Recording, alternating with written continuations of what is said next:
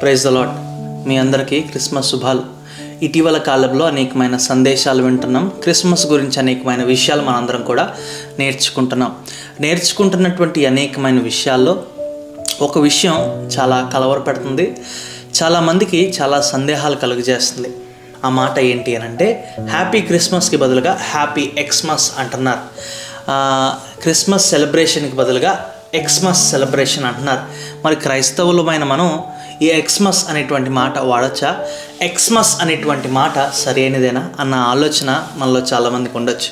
అయితే చాలామంది తెలియజేసే అభిప్రాయం ఏంటంటే, ఈ ఎక్స్మస్ అనేటువంటి మాట వాడటం వల్ల క్రిస్మస్ నుంచి క్రీస్తుని పక్కన పెట్టేసేటువంటి అభిప్రాయం వారు వ్యక్తపరుస్తున్నారు అనేటువంటి ఆలోచన. ఇంకా చెప్పాలంటే క్రీస్తు లేని పండగగా ఎక్స్మస్ అనేటువంటి మాట సూచిస్తుంది అనేటువంటి ఆలోచన.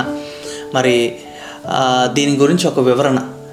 గ్రీక్ భాష అంటే నూతన నిబంధన రాయబడినటువంటి ఒరిజినల్ లాంగ్వేజ్, ఆ గ్రీక్ భాషలో క్రీస్తు అనే మాటకి గల ట్రాన్స్లేషన్ ఏంటంటే క్రిస్తోస్ అన్నమాట.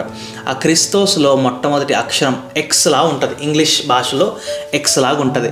అయితే చాలామంది ఏం చేశారంటే ఆ క్రైస్ట్ అనే మాటకి, క్రిస్మస్ అనే మాటకి ఒక అబ్రివేషన్ లాగా, ఒక షార్ట్ ఫామ్, అంటే పెద్ద మాటని ఒక చిన్న షార్ట్ ఫామ్లో రాయటానికి వీలుగా ఉండేటట్లు ఆ క్రిస్మస్ని ఎక్స్మస్ అంటాం ప్రారంభించారు. అంతకు మించి దీని వెనకాల ఎటువంటి కలవరపాటు లేదు, ఎటువంటి సందేహాలు కూడా లేవు. అయితే మనం క్రిస్మస్ అన్న ఎక్స్మస్ అన్న ఒకటి మాత్రం ఖచ్చితంగా గుర్తుంచుకోవాలి. క్రీస్తు ప్రేమని మనం గుర్తుంచుకోవాలి.